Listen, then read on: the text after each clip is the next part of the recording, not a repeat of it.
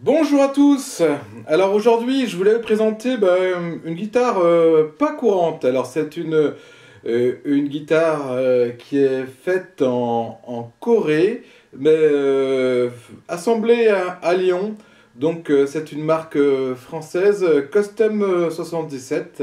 Alors pour la petite histoire, cette marque a été créée en 2007 et cette guitare date de 2009, donc au tout début de la marque. Donc aujourd'hui, Custom 77, c'est une marque qui faisait des guitares plutôt bon marché, faites en Corée. Et aujourd'hui, bon, elle est passée sur des guitares un peu plus chères, un peu plus reliquées, particulières, qui se vendent pour leur mérite, parce que notamment ce modèle-ci, le modèle Lust for Life, ben en fait, c'est un modèle à part entière, hein. Donc à la base, c'était une guitare qui devait ressembler un petit peu à une Strat, et puis qui a une personnalité vraiment particulière, donc qui peut se vendre juste pour elle. Donc cette guitare, donc c'est une Custom 77 Lust for Life de 2007. Alors elle est particulière, assez rare, pas tant pour son prix, mais plutôt pour sa configuration de 3 micros, parce que je crois que ça a été fait plutôt au début, et aujourd'hui on vend ce type de guitare plutôt avec des micros doubles. Alors cette guitare-là, ces 3 micros-là, c'est des micros DNG, c'est des micros qui sont faits en Corée. Alors on les retrouve souvent sur même des marques américaines, hein, qui fabriquent à l'étranger, Skechers, etc. Je l'ai vu plusieurs fois au dos, donc vous verrez sur la photo. C'est plutôt des bons micros qui marchent bien et très polyvalents. Alors je vais continuer à vous présenter cette guitare. Donc c'est une guitare qui a presque 18 ans aujourd'hui, mais elle est quand même dans un bel état. Alors le bois, bon, je n'ai pas l'assurance, mais je dirais que c'est de l'aune. C'est un peu de l'aune au Nufren, mais bon, vu le poids, je dirais plutôt de l'aune. Elle fait aujourd'hui à peu près 3,6 kg. Donc c'est une guitare, on a un manche toujours du même bois a priori, et avec une touche en palissandre. Alors au sillet, elle fait 43 mm, donc c'est un manche assez, du moins, pas tout petit, mais par contre avec plutôt fin, un petit peu comme les slim tape des guitares Gibson, si vous connaissez. Et puis bon, on a une tête qui va bien avec la marque, avec même un petit logo là sur Live qui est indiqué dessus. Donc vous voyez, c'est très propre pour une guitare de cet âge-là. Et ici, on a des mécaniques.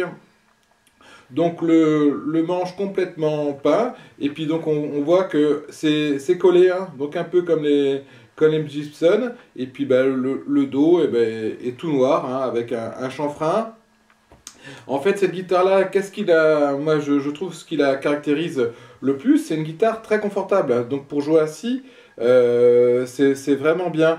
Donc j'ai vraiment pas mal de guitares, et c'est vrai que c'est une guitare pas chère, mais qui est attachante, hein. Je veux dire que moi initialement, je voulais, à la rigueur, elle était tellement confortable que je voulais la prendre, l'améliorer et la reliquer. Alors bon, j'ai frotté un petit peu le manche, alors ça se voit pas trop, mais pour que ça soit un petit peu glissant, j'ai peut-être frotté un tout petit peu ici, mais oui, ça se voit pas énormément ici pour que ça tienne mieux, soit un peu moins glissant au niveau du genou. Et puis non, un petit peu ici, là, sur les tranches, mais vraiment, il y a 3 fois rien. Donc c'est vraiment une guitare très très intègre. Alors au niveau des sons, alors on est vraiment sur des sons de très bons sons.